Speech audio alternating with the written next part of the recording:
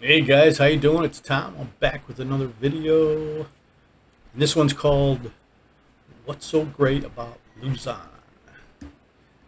Actually, I was thinking like, well, should I just do Manila, next, right? But then I thought, there's other parts of Luzon that we've been to, you know, because Luzon encompasses a large area. It's the biggest island in the Philippines, most populated. It's like I think it's like 55% of the population of the whole country is in Luzon, and obviously there's a huge chunk of that in Manila, in the metropolitan area of Manila, right? Huge, uh, Quezon City, which is where I live, actually is the biggest.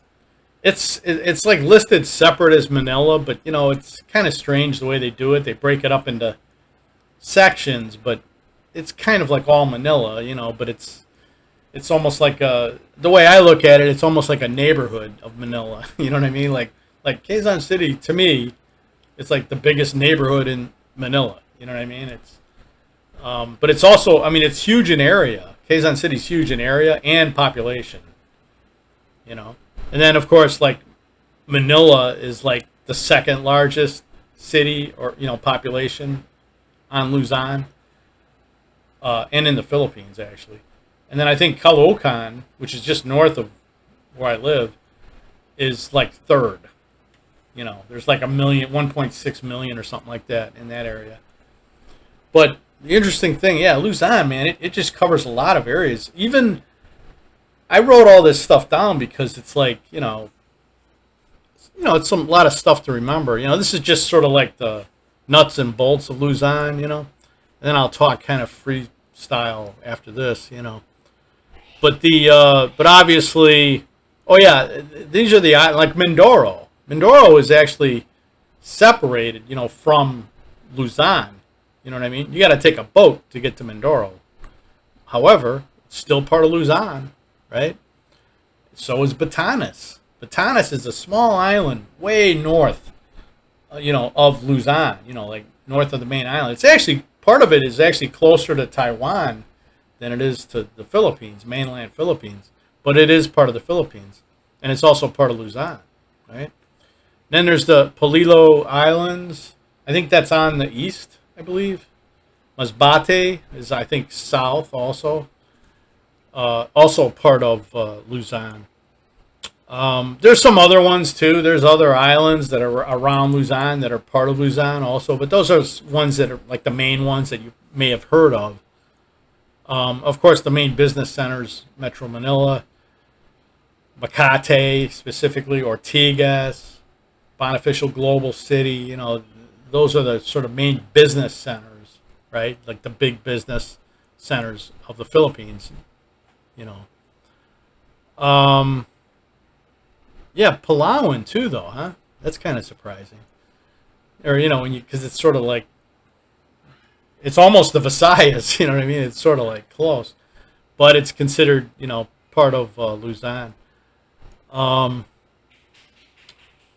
yeah, 64 million people in Luzon, the population. Obviously the biggest island in the Philippines. I think it's like the what did they say, the 15th biggest island in the world. You know. Um, and just for your information, some of the crops, of course, you'll probably know some of this, but like rice, bananas, mangoes, coconuts, pineapple, coffee. Oh, and I try now. I can't think of the coffee. Um, the specific coffee that's like specific to the Philippines. Maybe I'll think of it later.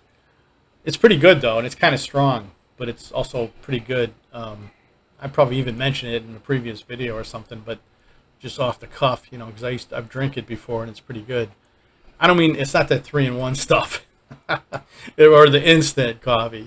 It's real coffee. But anyway, and then of course, some of the stuff, the types of industry or mining, fishing, tourism is big. livestock raising. You know, those are like the four biggest things, other than the crops. You know, the import of or the export of crops. You know, of native crops. Um, there's some manufacturing here, believe it or not. You know, Epson makes like printer scanners and all that here. You know, they actually manufacture them here. There's some other stuff too, but they're not. In my opinion, I wish they had more manufacturing. You know what I mean? They have more people with decent jobs and stuff. You know, in that sort of working class part of Philippines, you know, they'd be able to maybe be less struggling. You know, if they were able to, if they had a little more manufacturing here. That's just my opinion. You know, because I think we could compete on a price level, on a labor level. I mean, we can easily compete with other Asian countries. You know, actually, one of the interesting things that's going on now is that, especially concerning with the U.S., it seems like Mexico might be doing a lot of the manufacturing that used to go to China. You know what I mean? Like they're, you know, so I don't know, because I'm actually, yeah, I don't, that doesn't surprise me that maybe that might happen, you know, especially since the pandemic. You know, before the pandemic, there really wasn't much issues that much, you know what I mean, with just doing, you know, doing the cheap manufacturing in China and all that, so people could buy cheap TVs in the U.S. and, you know what I mean? So people can go to Walmart and buy a 50-inch TV for $300 or whatever, you know, right? That's why we do all this cheap manufacturing in other countries? um, but anyway, but the yeah, that's about it for the facts and stuff that I have. Obviously, yeah, those parts of that didn't surprise me either. Makati, BGC, and Ortigas, and of course Metro Manila. You know, part of Metro Manila really. That's the hub. You know, the business hub of the whole country. Really, you know what I mean? Um, and okay, so let's talk about, hey, like parts of like the parts of Luzon where you would find nice beaches, right? Well, where we just came from, me and my family just went there. Batangas um, is one area where you'll find some nice beaches, and you know what, you know, Porto Galera, which is on Mindoro, you know, which is on northern Mindoro. There's some decent beaches there, you know, and there's diving and all that also, just like there is in off of Batangas and stuff. There's island hopping and all that that you can do, and you can do snorkeling and good diving and stuff like that too, right? So I mean, you know, it's pretty nice, you know. Uh, I never went to the other parts of Mindoro, but you know, we've only been to Porto Galera. But unfortunately, the weather was pretty bad when we went last year, right after Christmas.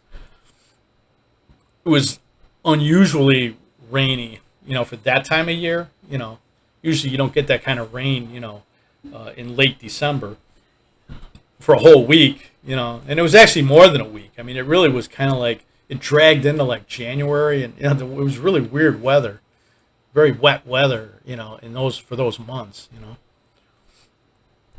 But that's those are nice areas, you know, like I say, for water sports and stuff like that. Um, and then as you go north of Batangas, you know, you've got like Tagaytay, Cavite, you know, areas like that, right? That are like between Manila and, let's say, Batangas, right? Um, yeah, and then there's across the bay from Manila. There, hold on a second. Ooh, I don't want to screw up the name. Hold on, guys, because I took a picture of the map. Hold on. I think it's right before I open my mouth. Yeah, Balanga, Balanga. There's actually a vlogger, that the guy from Oklahoma. I forget the name of the channel, but they have a home. They have a home there or whatever. You know, like I think maybe his wife's family is from there. You know, but we almost went there, but we probably will in the future, to check it out. It's kind of cool because I think you can take a boat from Manila straight across, and it's a lot faster. If you drive up and over, it's like 5-6 hour drive. If you take a boat, man, it's like, I think it's less than 2 hours, or maybe 2 hours tops, right? So that's kind of an interesting area. Then there's other, like the southeast part of Luzon, Legazpi and all that, Naga. There's areas like that too. So Luzon is very, very large and varied. You know what I mean? It's not all the same. There's elevated areas. There's just really nice scenic areas. Beautiful areas and stuff. It's not just like Manila. You know what I mean? It's not just the urban environment. And it's very close, right? Like all those areas, Cavite, Tagaytay, it's like a 2 hour drive from Manila, and Batangas is like 3 to 4 hours, depending on what part of Manila you're coming from. But not bad. And then of course in northern Luzon, you got like Subic Bay, Angeles City, Baguio, La Union, which is on like the west coast, right? And I think that I hear the surfing's pretty good there. you know, I'm not a surfer, but I mean, it's good to know though that there's kind of that type of cool water sports that you could engage in the Philippines. I know there's some also on the like Leyte on the other coast, on the east coast of the country, parts of Leyte, or you can get some decent surfing over there too, I guess. But yeah, it's a lot cooler, man. That northern part of Luzon is just a lot cooler, especially at night. It can get cooler. I think they can even grow stuff there that normally you can't find in the Philippines anywhere. From what I understand, they even grow like strawberries up there and stuff. You know what I mean? Which you don't usually. Usually if you're anywhere south, or Manila or south of Manila, man, you have to buy imported strawberries at S&R, or whatever, and they're not cheap. They're very expensive. But I think up there they can grow stuff like that. They could probably even grow like Brussels sprouts, and stuff like that, which is kind of a cooler weather, like vegetable. It's elevated, of course, the northern part, and it's pretty cool. I definitely want to check it out. But yeah, and then there's some of those, like if you're single, you might be interested in like Angeles City, and Subic Bay is sort of like, since the base isn't really there anymore, the U.S. base, Navy, right? Trying to think, was there an Air Force base there? Because when I was in the Air Force, I never came to the Philippines, but I'm pretty sure we had a base here, at that time. Clark, right? Clark used to be Clark Air Force Base or whatever. But anyway, which is another area there. But now I hear that some of that area, at least Subic and that, it's sort of like newer subdivisions are cropping up, like newer houses and all that. And there's, some Western folks living there and stuff too, So that's certainly interesting. And it's sort of on the western part of the Luzon, it's kind of like the northern half of Luzon, right? So it's not too far from the water and stuff like that. So, it's another area of interest, right? Manila's got a ton of stuff to do, obviously. Just about anything you can think of, like culture, museums, art, museums, amusement parks, parks, regular parks, like greenery parks. Believe it or not, yeah, it's not just like buildings or whatever. Manila's got some nice parks, where you can walk around and stuff like that. Rizal Park is big, There's like a green belt area or whatever also that has nice, parks and stuff. And of course there's malls. There's tons of malls, really throughout the Philippines, but especially in Manila, And you can buy Western foods here. You don't have to go to S&R either, like only S&R or Landers. I mean, we go to we go to Pure Gold, man, and there's Western food there. Johnsonville brats and stuff like that. You'll find there. Doritos. I mean, if you like that stuff, right? But there is. So it's kind of interesting. And of course, Hypermart, which is in the SM malls, they've got Western stuff too. They've got a lot of stuff, different stuff. It's kind of like the Walmart of the Philippines, Hypermart. Uh, and then of course S&R would, to me, S&R would be more like, kind of like a little bit more like Sam's Club, and then Landers would be more like Costco, kind of, a little more like upscale or whatever. Um, but yeah, there's a ton of stuff to do. Oh, in when we were in Cebu City, we went to Upside Down World, which is kind of a cool museum, interactive museum, and they take pictures of you when you're, optical illusion type pictures, you know what I mean? And they got one of those Upside Down World museums in Manila as well. So I think we'll probably go to it pretty soon, at some point. I'd like to take the girls there, because just me and Amy went, when we were in Cebu, and that was pre-pandemic. But yeah, that's like I said, you're not, there's a ton of stuff to do in Manila, um, and there's traffic too, obviously, a lot of traffic, you know. If you want to drive here, I don't know, drive at your own risk, you know, and especially a bike. If you're driving a bike in Manila and you're a Westerner, God bless you, man.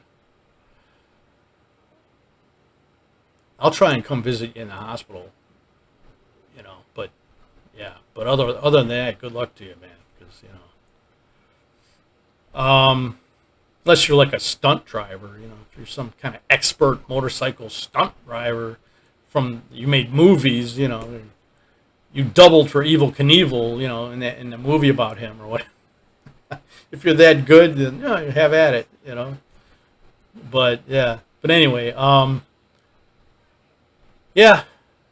And just so you know, we're back in the regular rainy season weather now, where you get rain for like 20 minutes, then it stops, and then 10 minutes later the sun's out. That's the kind of rainy season I like. And there's a breeze. Even when the sun's out, it's a little cooler. There's a better breeze. But for about last week, I think it was, right? I swear to God, it was like 8-9 days in a row. Rain. It was from like the nearby typhoons. There was like 2 typhoons that just missed Luzon, but created a lot of rain.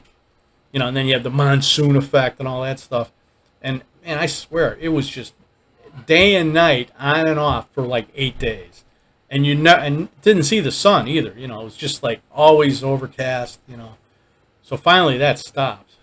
So now it's back to normal, rainy season, which isn't too bad.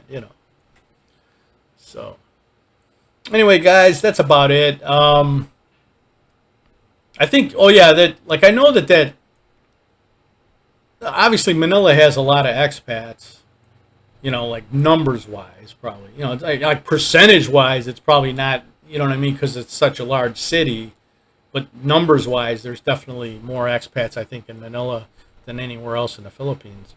And there's a lot I think in Cavite, I hear, and there's probably some in Tagaytay and even Batangas, and even Mindoro, But I mean, and then Angela City has quite a few, I think, Westerners, that live there. And even Subic also, and probably even, Baguio and the northern parts, There's definitely, I mean, it's the biggest island and the most populated, so obviously there's going to be the most expats numbers-wise, Percentage-wise, if you're just talking percentage of the population, then you're probably looking at areas like Dumaguete or whatever, because there are only 100,000 people, but there's, maybe 10% of them are expats, you know what I mean? Where here there's like 15 million people, in Manila, or if you take the whole island, it's huge, and there's not nearly the high percentage, of expats, But that's about it, guys. Please like, comment, subscribe, and share if you would. I'd really appreciate it. And hey, enjoy the rest of your day, and I'll see you later.